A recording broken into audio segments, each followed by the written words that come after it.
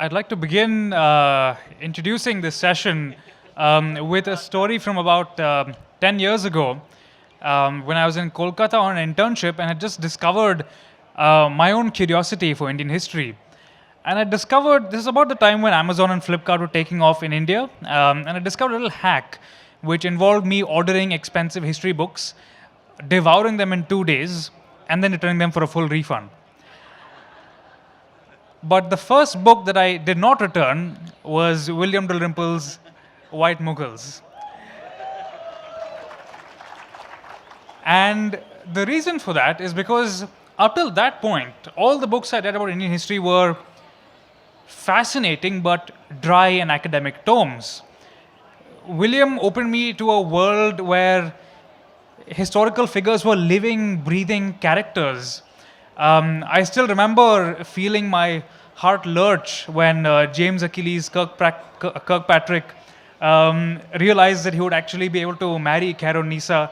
I remember feeling the pain and tragedy of the last Mughal emperor Bahadur Shah when his sons' heads were presented to him on a platter, having spent hundreds of pages getting to know this quiet and fascinating man. And so you can imagine my excitement all these years later to be up on the stage at the Jaipur Lit Fest introducing William's new book, The Golden Road, How Ancient India Transformed the World. I think many of us in India grew up with the idea that India had an impact on the world that isn't very often talked about. Now, this can sometimes go to absolute extremes. I remember seeing this absolutely hilarious meme about an ancient Indian king called Vikramaditya who supposedly ruled a part of Germany. But what Will has managed to achieve with The Golden Road is a grounded, factual account steeped in a variety of historical materials and sources, ranging from the glasses of the Kushan imperial palace all the way to great and now vanished stupas in China. It is a story of remarkable individuals like you and me, Buddhist monks who traverse the Himalayas in search of scriptures, merchants who traverse the seas in search of commercial opportunity, kings who wanted access to new and powerful forms of magic and scripture coming out of India. What is most remarkable to me, though, about the Golden Road is that it is not just a story of how ancient India transformed the world, but also of ancient India's openness to many cultures, to many ideas. And standing here today on the stage of the Jaipur Literature Festival, looking at all of your faces who have come here from across the planet to share your perspectives with us here in Jaipur, it seems that it's a tradition that India still delights in. So without any further ado, over to William Dalrymple.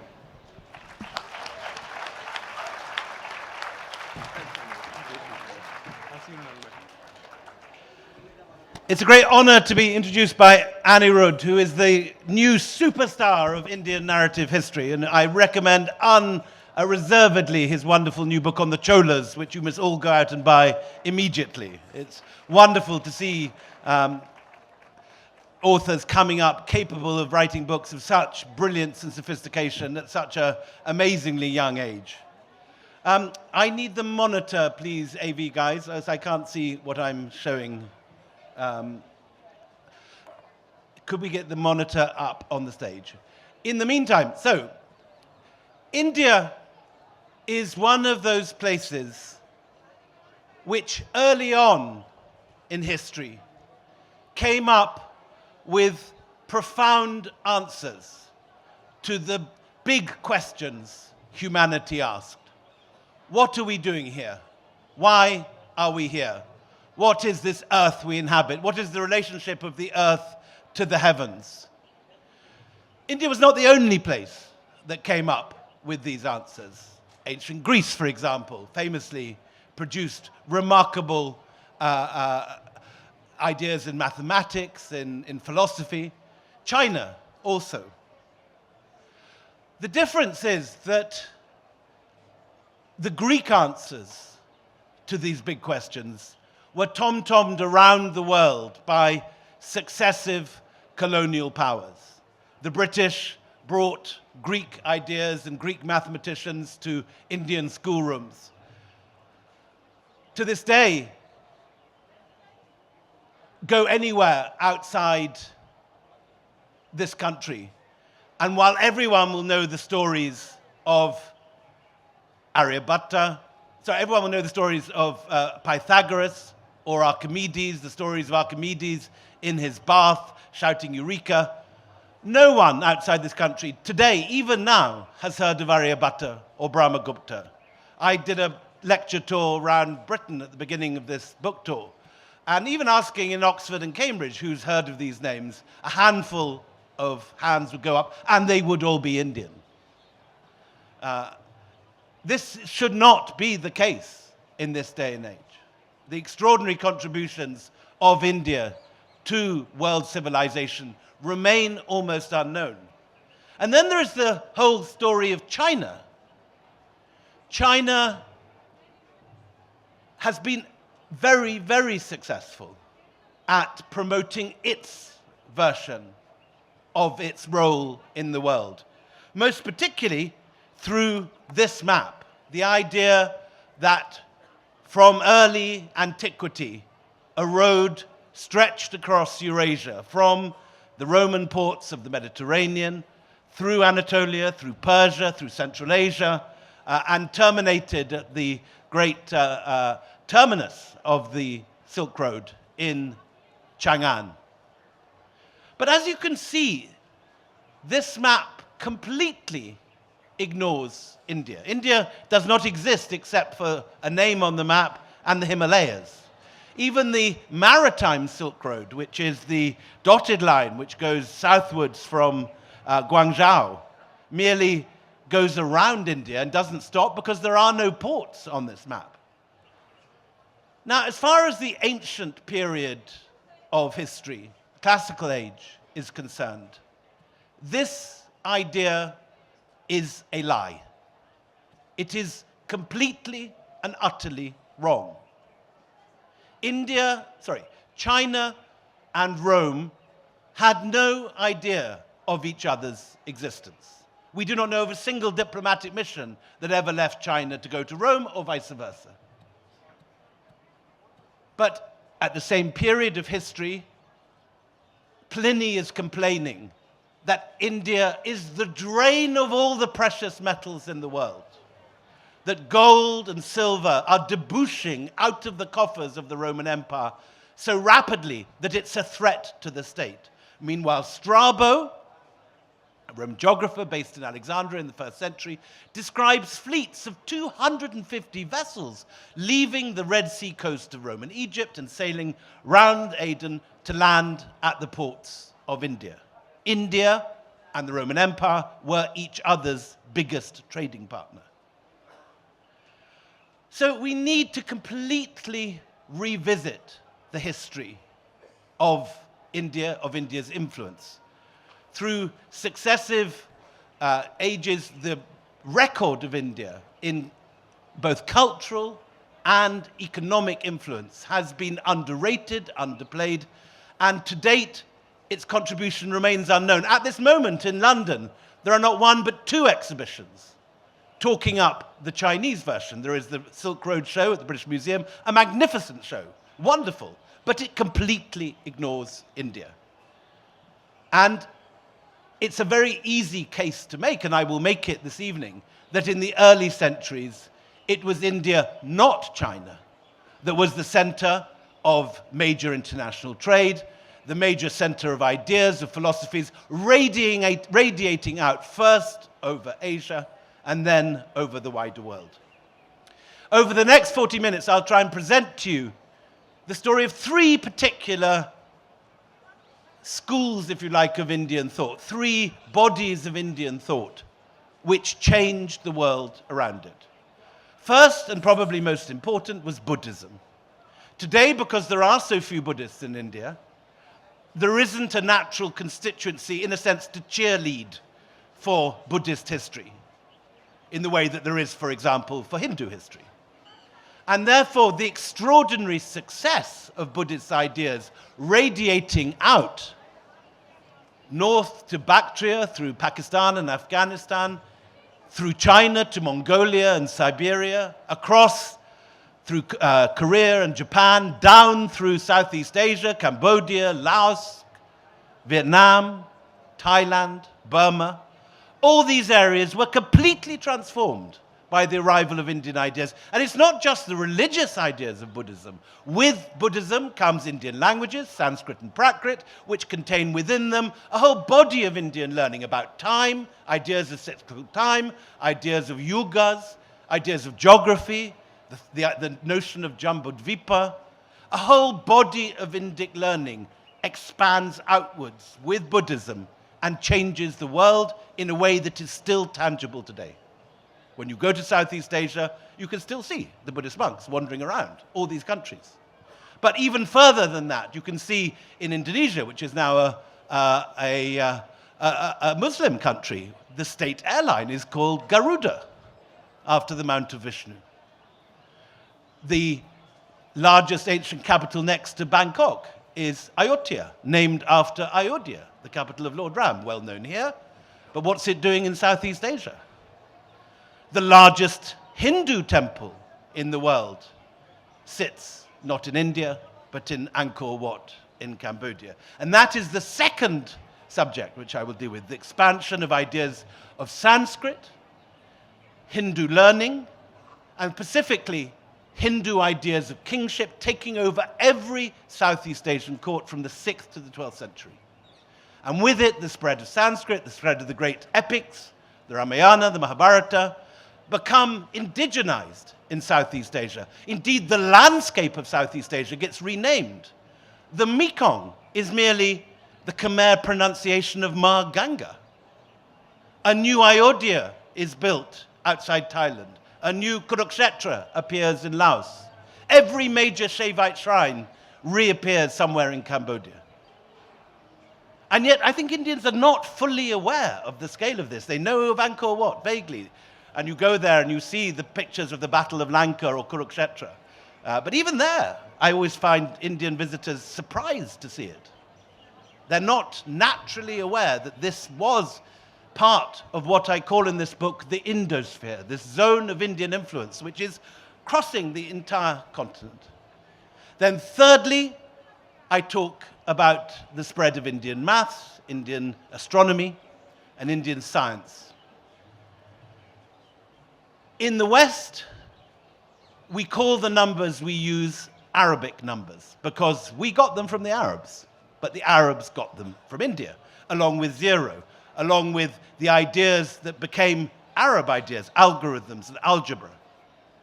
And this whole spread of the nearest thing the human race has to a universal language, the Indian number system, used in mobile phones and laptops and in books across the world. Yet almost no one outside India knows that these ideas came from here. It is, ask anyone in Britain, ask anyone in America, complete incredulity if you tell them that zero and the numbers they use are an Indian invention. And it's very interesting. Why? How come in the 21st century that this is still the case? Let's look slowly at these three different bodies of ideas. This, though, first is, in a sense, to me, the strongest evidence of this. Compare that last map of the Silk Road with that horizontal line leading across Asia, this idea of a Silk Road. Now, I think people today, because they're so familiar with this idea, assume that the Silk Road is an ancient idea, that it's referred to by ancient scholars. It is not. The Silk Road was coined by a German geographer in 1866, von Richthofen, when he was building a colonial railway line, or proposing a colonial railway line between Berlin and Beijing. He called it the Seidenstraßen, the Silk Road. Since then, this idea spread into English as late as the 1930s, and in my teens, when I went to college, the idea was entering everyday parlance as you began to get Silk Road shows at the Metropolitan Museum and in the National Gallery of Art in DC, as you began to get carpet shops calling them Silk Road carpets or whatever in capitals in the West. But it is an invented idea. Marco Polo does not talk about the Silk Road. There is no Chinese source which ever mentions the Silk Road. There is no ancient source in the Roman Empire which talks about the Silk Road. It is a modern idea, popularized since the 1980s, and as this map shows for the Roman period, it is not true. Because here is the distribution of Roman coin hoards on this map. This is a new map designed by the Archaeology Department of Oxford last summer, and it shows, as you'd expect, that most Roman coins are found in Europe, in Italy, in Spain, in France, in southern England. Falling off as you go northwards into Scandinavia, falling off as you go southwards from the south shore of the Mediterranean. A small trickle of orange dots down the Nile. A single dot at Aden, where the maritime routes turn towards India. A couple of dots in Afghanistan and Pakistan. There is no Roman coin that has ever been, no Roman coin hoard which has ever been found in China. Not one. But look at India and Sri Lanka at the bottom of the map. Bright orange.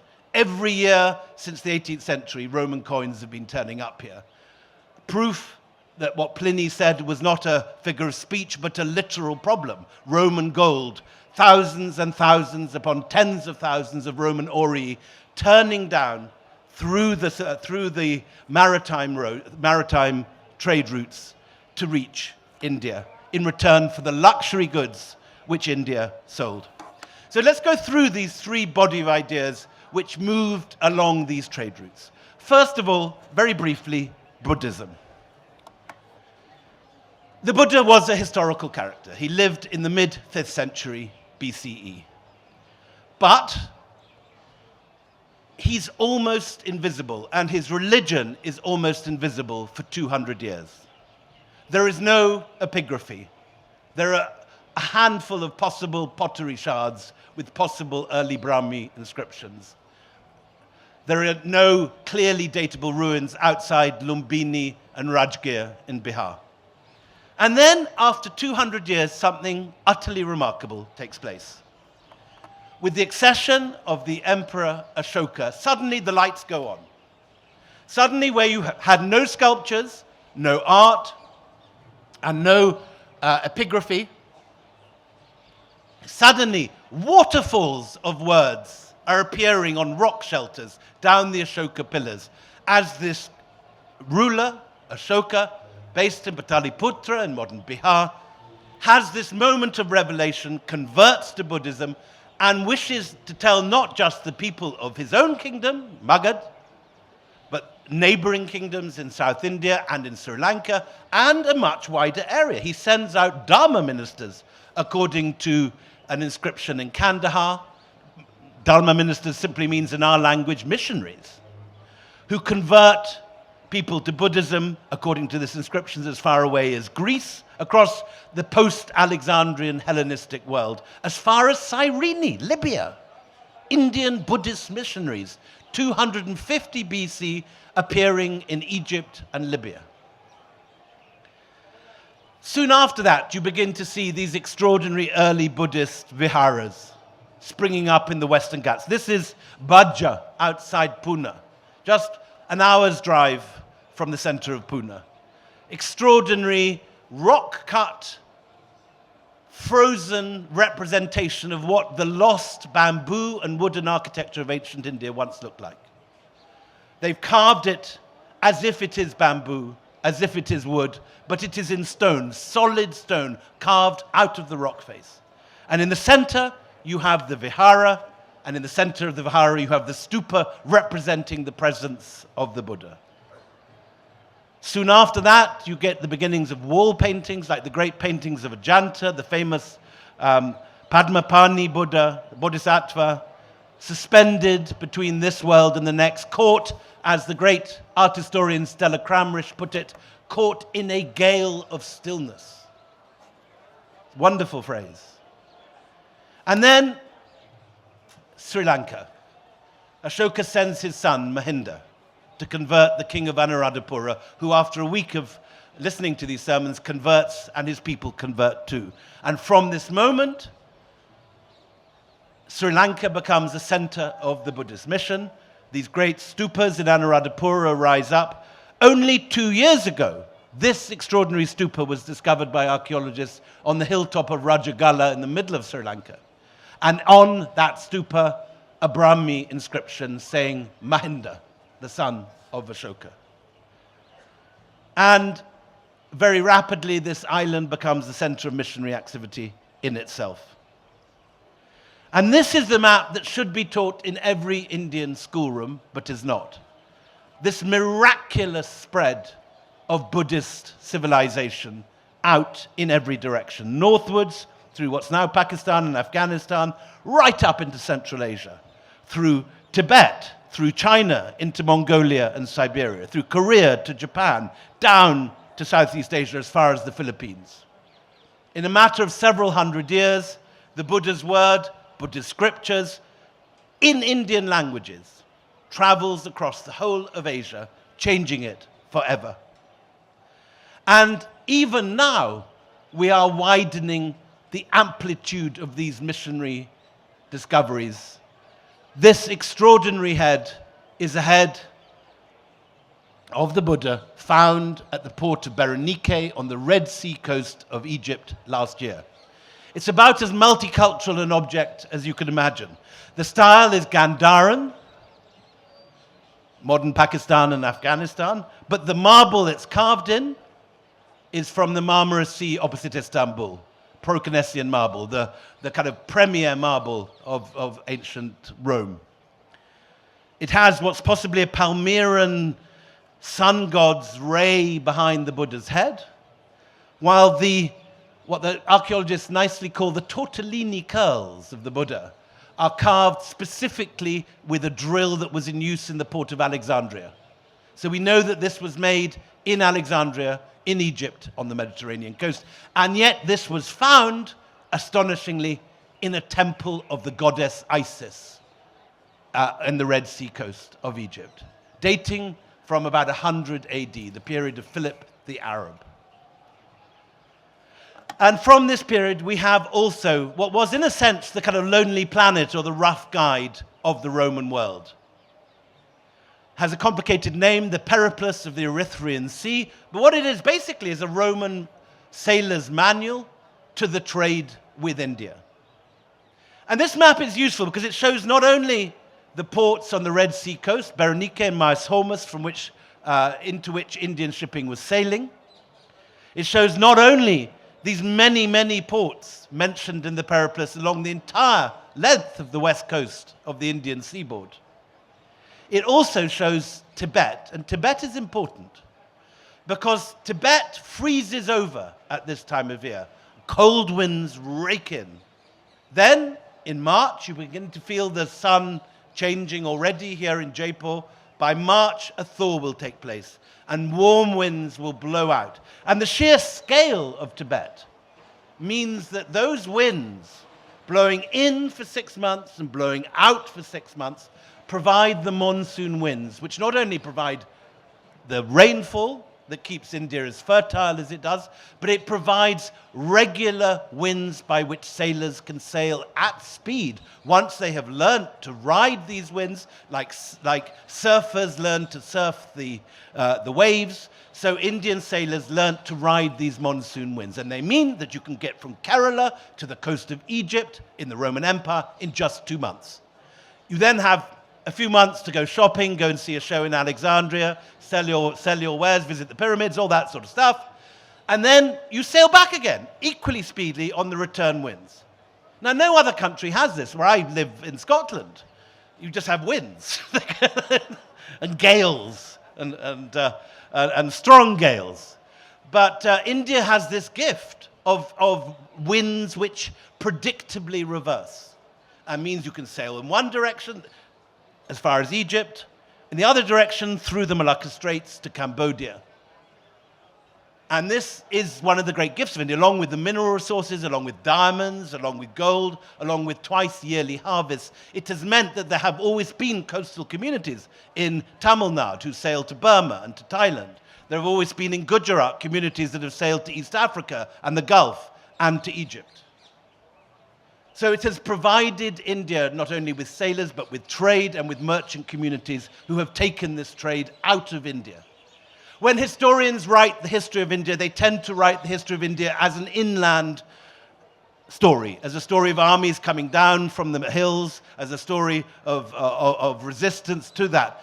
But there is another history of India, which is the history of this expansion of Indian trade and Indian ideas in both directions, east and west.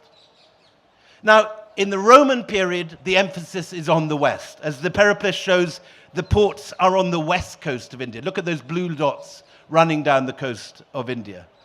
But as we will see, this will pivot eastwards at a later date. Now, it's not just India that's involved in this trade. If you look at the lines of the Periplus, you can see that they pass the Horn of Africa. And so we find Ethiopian trading commissions and parties of ambassadors arriving at Buddhist Indian courts in the 1st and 2nd centuries with gifts. Look at this tall, handsome Ethiopian on the right with his long gown, his sword, being introduced to an Indian ruler on the left, who's sitting with one leg up, one leg down, and all the page boys are on their knees in front of the ruler offering their gifts. These are forgotten histories of Indian trade which are not taught in our schools, which we do not know. And this is the vital new find in the last 20 years that allows us to put prices on these goods. The Mosiris Papyrus, now in Vienna, is simply a shipping invoice of the sort that is made out every day in Bombay or Surat or any of the great ports, Mangalore. But this shipping invoice dates from 120 AD. And it records a single shipment of luxury goods which left Kerala and traveled to Alexandria in the year 120 on board a ship called the Hamapollon.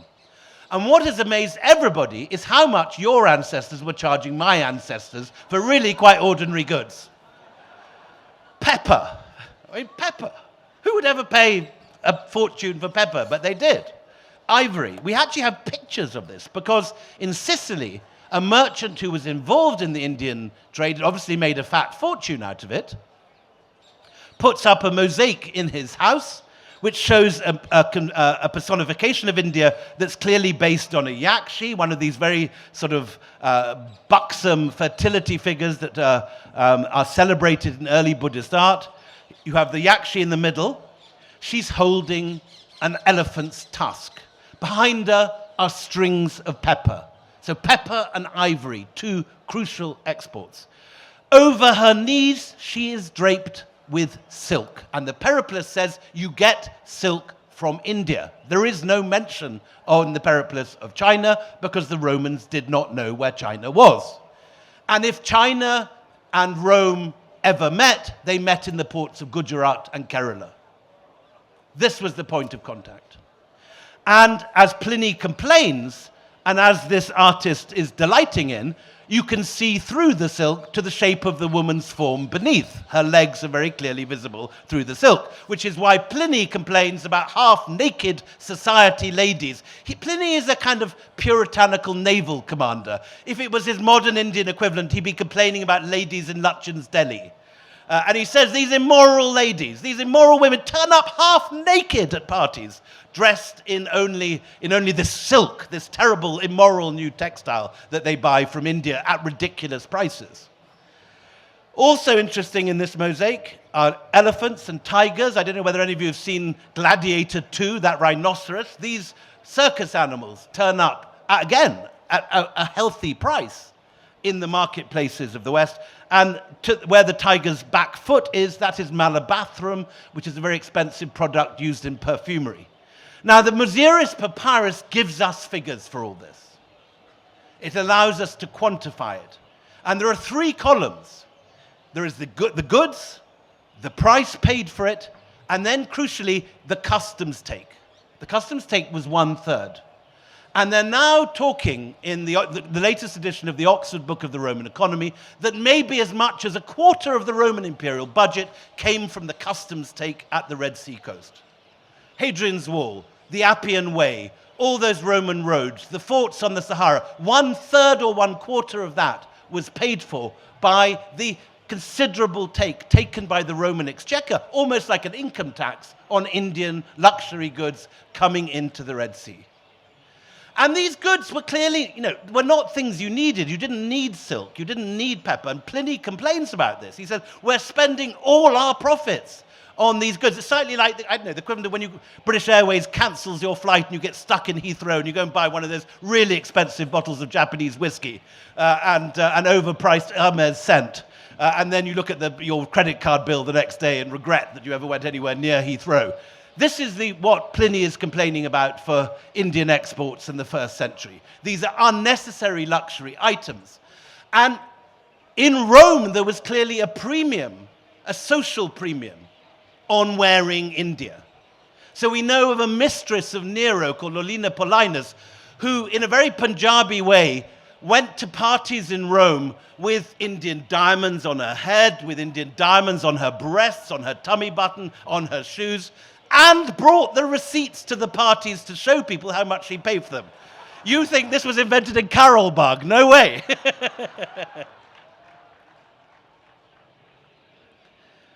So, the relics of this trade are in museums all over the West, like this famous yakshi found in Pompeii in ivory. But the reverse trade, because of course trade goes in two directions, so we also find luxury Roman items, but specifically luxury Roman Egyptian items here in India and in Pakistan and in Afghanistan. These are top-class Alexandrian glassware found in Bagram, beneath the American Air Force Base north of Kabul, shunted to the bottom of the Indus, then punted up the Indus River until they get to the Kabul River, where they were found in a Kushan storeroom. You've got kind of Russell Crowe in his gladiator outfit on the left, you've got the Pharos Lighthouse in the middle, and you've got the vine harvest on the right. But art is also coming in. So look at the bottom papyrus there, which is Coptic. It's Jesus and his disciples. A century or so later, it's copied in Central Asia, and it becomes the Buddha and his disciples. In the same way, you see an astonishing change in Buddhist art, which for its early centuries was aniconic. The Buddha was represented not as a human being, but as the wheel of law on the right, or as a pillar of flame on the top left, or as a stupa on the bottom left. Then quite suddenly, in the 1st century, this figure appears. It's basically Apollo in a toga. And over the centuries to come, you get these incredibly Roman faces in this Gandharan art as the influence of these Roman imports begins to tell on Indian art. And it is this sort of Roman-Indian hybrid that heads on up into China.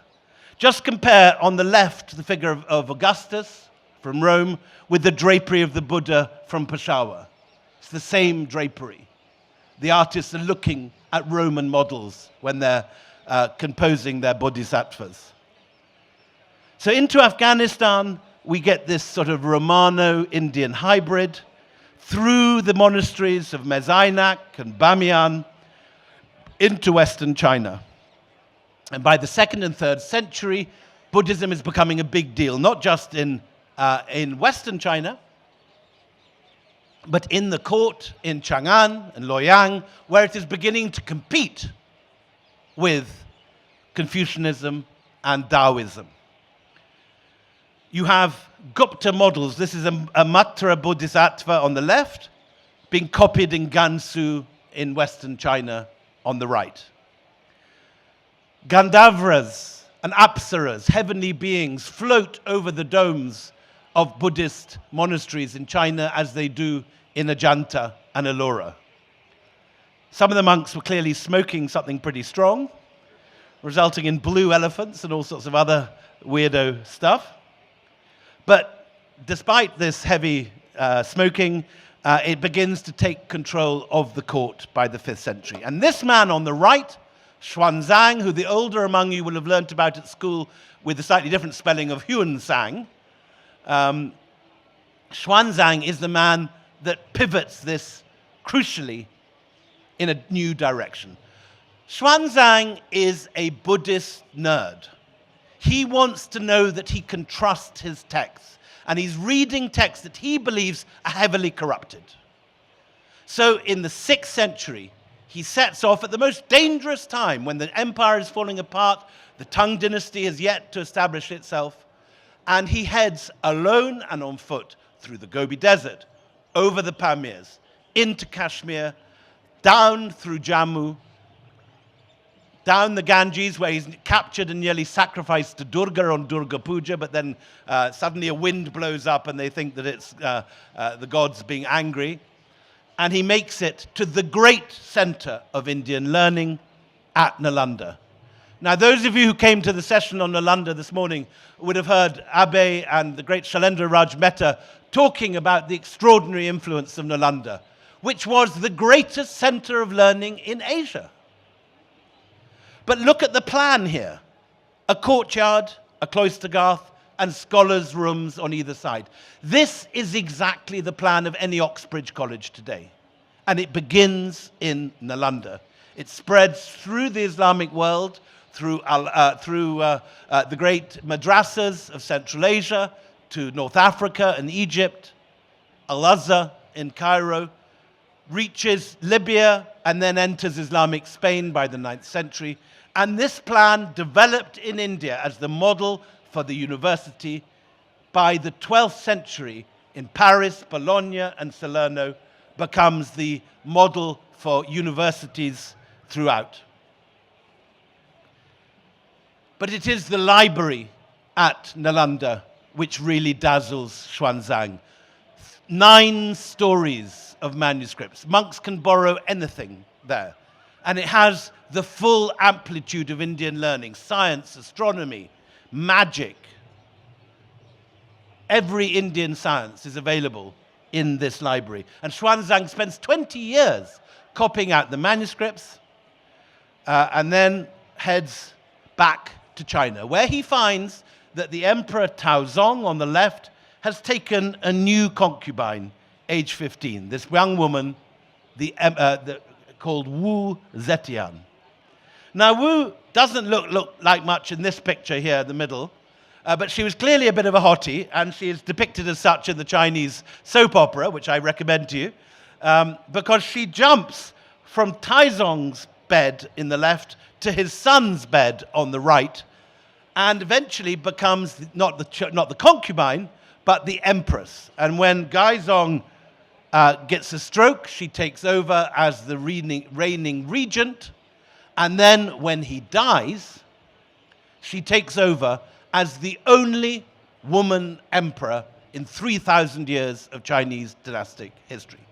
And she does this with the aid of Indian-trained Nalanda monks who've come back to China with her, with Xuanzang. And they form, rather like Brexit took place through various sinister Tory think tanks, like in Smith Square. So Wu Zetian forms the Scholars of the Northern Gate. That is basically a sort of Buddhist think tank that, in our terms, performs an esoteric Buddhist coup d'etat. Overnight, China is converted into a Buddhist kingdom. And the state religion of China is not Taoism or Confucianism. It becomes briefly a Buddhist state run by Indian-trained monks from Nalanda. It's a piece of extraordinary history that few people in this country are aware of, but it is the high watermark of Indian influence outside this country. Never again will India have as much influence in China as it had at this point. You have a guy called Gautama Siddhartha, who's the astronomer royal. There are various other Indians running different departments of state. It's the high watermark of Indian influence. And at the same time as Wu is converting China to Buddhism, Hindu kingship is taking root all over Southeast Asia. Now, how does this happen? Well, remember we were talking about the amount of money that India is receiving from Europe in the Roman period. These Indian luxury items are going out, Roman gold is coming in. Your ancestors were the equivalent of the Saudis today, who barely had to get out of bed. They just sort of sink an oil well, and the gold rolls in for 100 years. You guys your ancestors only had to pluck a few sort of peppercorns off a vine, or shoot an odd elephant with your bow and arrow or a spear, and then sell the ivory. And that kept you going 500 years. But in an AD 500, the Roman Empire collapses, Rome falls to the Huns, the ports of Berenike and Myos Hormuz, the two big Indian ports on the Red Sea coast, close down, and India has a massive problem. No more gold is arriving. What happens is that the Tamil trading guilds, which Anirudh has written about so beautifully in his book, the 500 and so on, pivot eastwards and begin to explore the markets developing in the city-states of Southeast Asia. Suddenly you find at the estuaries in Burma, in Thailand, forest goods are coming down to the edge of the rivers, and in those places Indian merchants, often Tamil, sometimes Bengali, are setting up shop and selling their goods. And with these Indians come, traveling in ships like this, comes Indian ideas. Buddhism, of course, the wheel of law appears suddenly all over Thailand, but it is increasingly Hinduism which has the most influence. From the 6th century onwards, you get lingams, yonis, images of Lord Shiva appearing in Malaya, in Thailand, in Cambodia. And in Cambodia, the center of Indian influence is the Mekong Delta. There are still these extraordinary canals crossing the Mekong Delta, leading to the hills on the edge of the delta. And there, on Angkor Paret and Okeo, you get the first Hindu temples in Southeast Asia. Inside those temples, you get these extraordinary figures of Lord Vishnu, Rama, Lakshman. But from the beginning, they are not like the images in India. They are Khmer figures wearing the sampot, the Khmer lungi. From the beginning, you get this sort of thing. Jayavarman II, the emperor of Angkor, depicting himself in the top right picture as Lord Vishnu.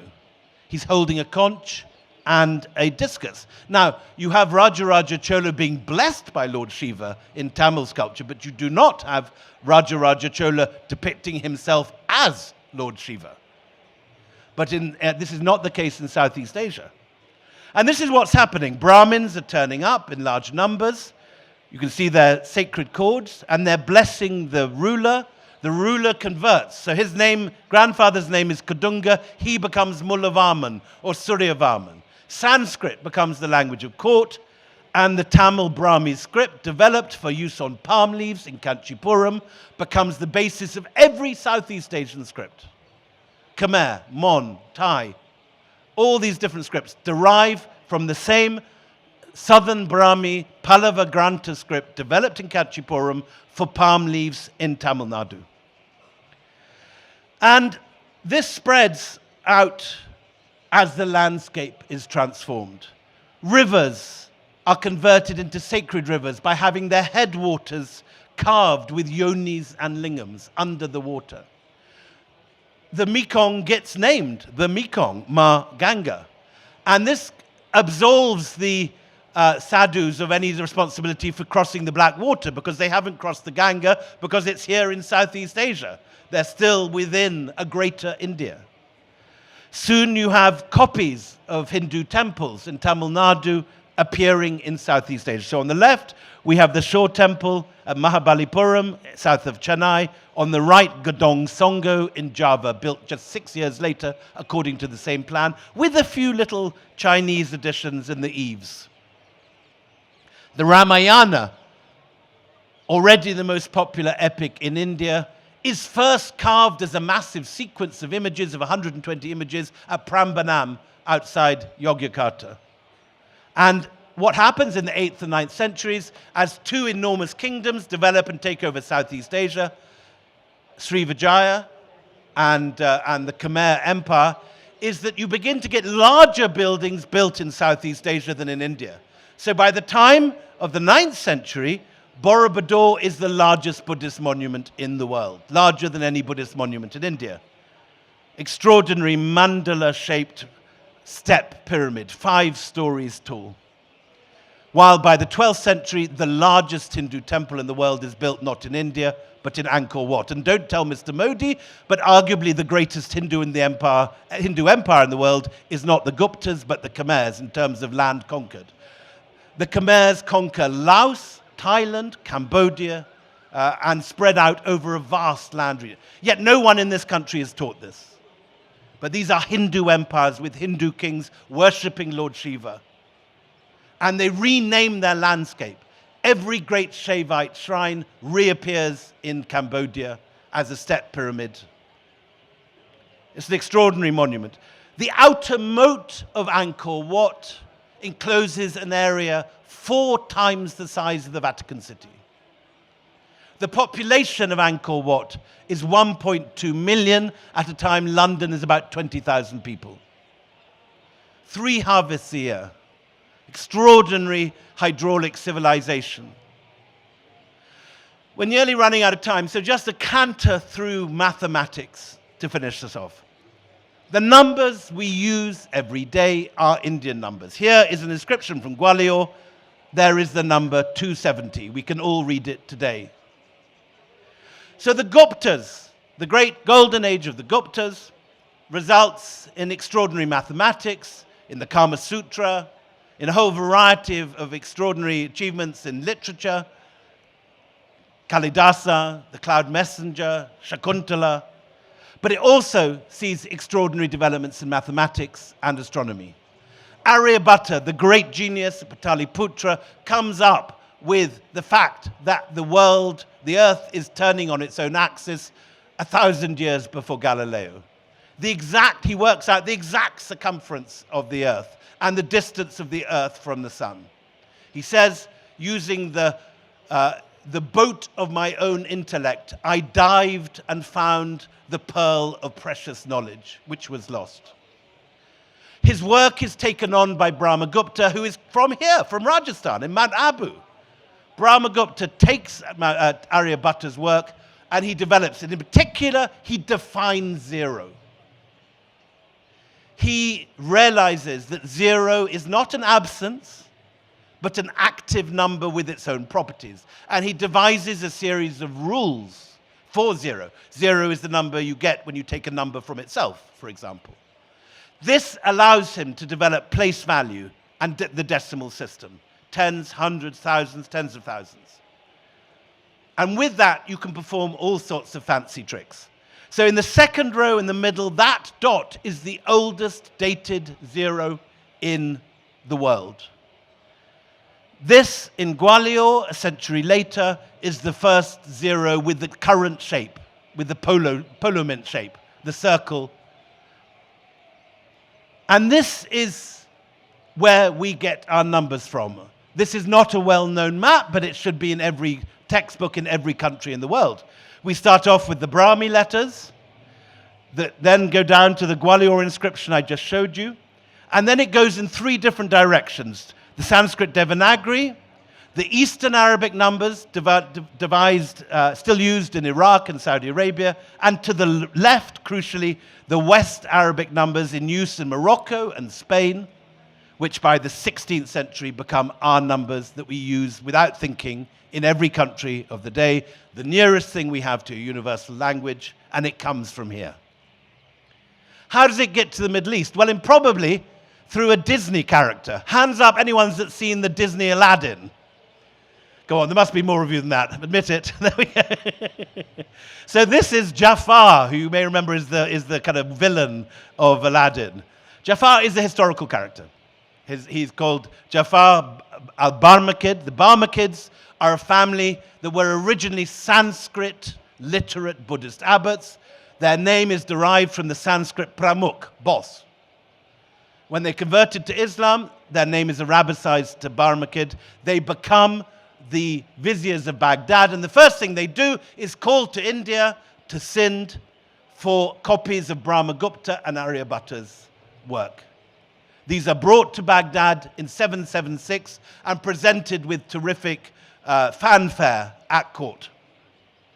The Barmakids order them translated. The first generation of translation is not particularly successful. These are highly complex texts.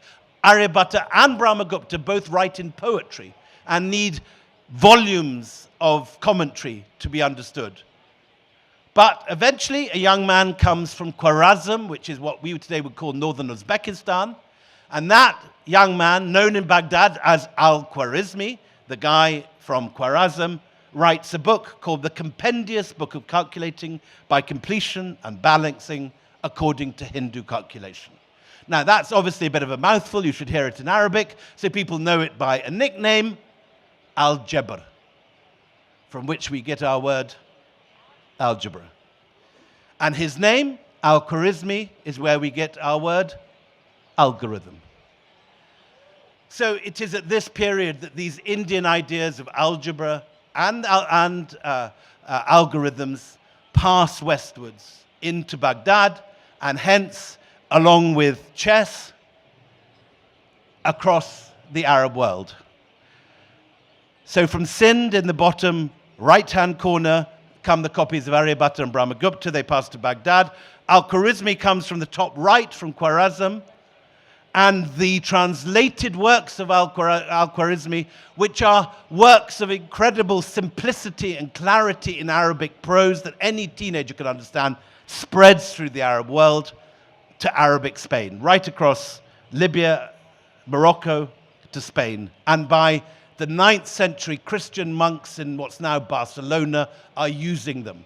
But, amazingly, most people in Western Europe continue to use the old Latin numbers, MC, XVM, and all that sort of thing, until the 12th century. And then there's an accident.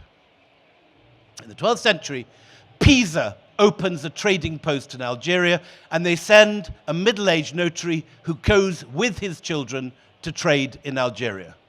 The kids, like my kids going to school in Delhi, his kids go to school in the port of Bujia, and he learns Arabic, and he learns Arabic mathematics. At that point, Khwarizmi's work is being taught in every high school, every academy across the Arab world.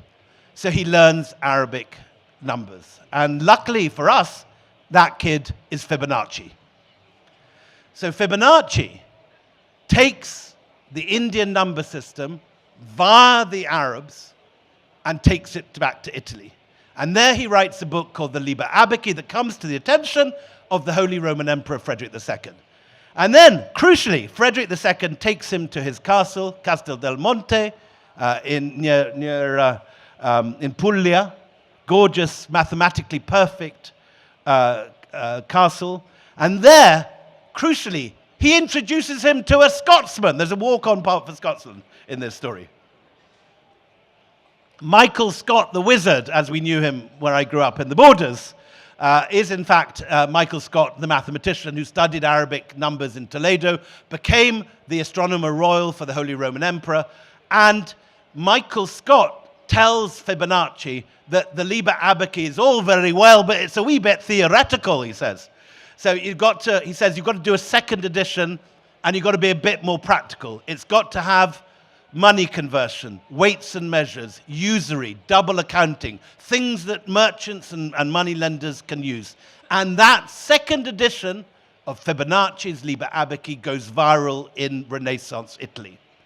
It is the book which teaches the Medici how to lend money and found the Medici Bank. It gets used by painters like Piero della Francesca to calculate perspective. Piero della Francesca writes 3 mathematical treatises. He's known as a mathematician in his own time, based on Fibonacci. And his flatmate, his friend, Fra Luca Caroli, takes it to Milan, where he shares it with his flatmate, who's a man called Leonardo da Vinci. So in this relay race, Leonardo gets it from Piero, Piero gets it from Fibonacci, Fibonacci gets it from Al-Khwarizmi, Al-Khwarizmi gets it from Brahmagupta, who gets it from Aryabhatta. These Indian ideas pass all the way right into the center of the Renaissance. And no one knows this. This is really important, basic stuff that everyone should know around the world. People in the External Affairs Ministry are looking for ideas, for Indian ideas to take around the world, and they come up with yoga. They should come up with mathematics and zero. the biggest thing India ever did, the biggest idea that ever changed the human race, comes from here. No one knows it in the West. Unfortunately, the idea then goes to England, where it causes the birth of the East India Company, and the East India Company comes back here, and I don't need to tell you what happens next. But anyway, thank you very much.